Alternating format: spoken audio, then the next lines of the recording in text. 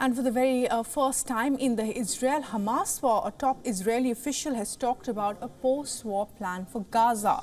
This as America continues its diplomatic efforts in the war-torn region.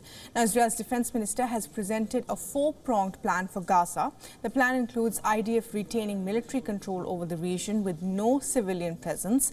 This would be accompanied by a multinational task force being present in the region as well.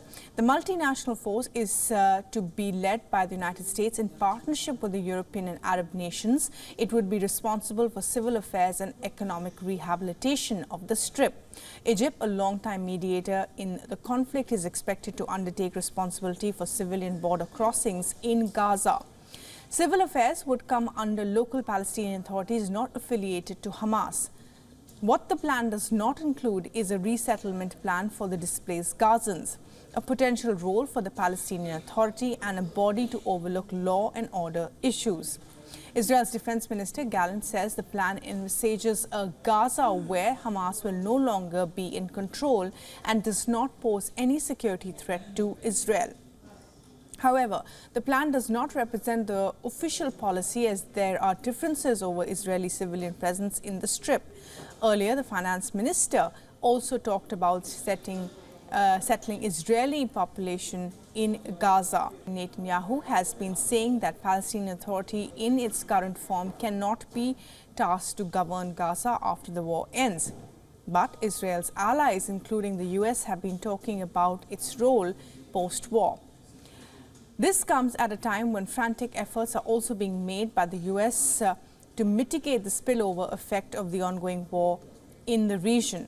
Washington has dispatched its Secretary of State Antony Blinken to discuss the next phase of this war to prevent the spillover to countries such as Lebanon. This will be Blinken's fourth visit to West Asia since the war began. His stops include Turkey, Greece, Jordan, Qatar, United Arab Emirates, Saudi Arabia, Israel, West Bank and Egypt. Blinken would discuss the ramping up of humanitarian aid to Gaza, taking steps to reduce civilian casualties and tackle the tensions on other war fronts, including with the Houthis and the Hezbollah.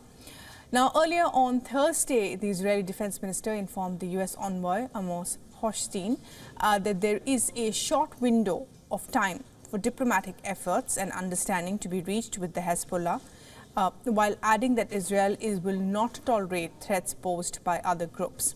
Iran-backed Hezbollah fighters continue to engage in skirmishes with Israeli forces on the Lebanon border. And Gallant has said, and I quote here, "There is only one possible result, a new reality in the northern arena, which will allow for secure return of our citizens." This includes 80,000 residents of northern Israel who have been displaced since the war began. Earlier, Hochstein also met the Lebanese foreign minister in a bid to lower tensions in the region. So far, 175 people have been killed in Lebanon, including 129 Hezbollah fighters and over 20 civilians, including journalists. While in northern Israel, 9 soldiers and 5 civilians have been killed since October 7th.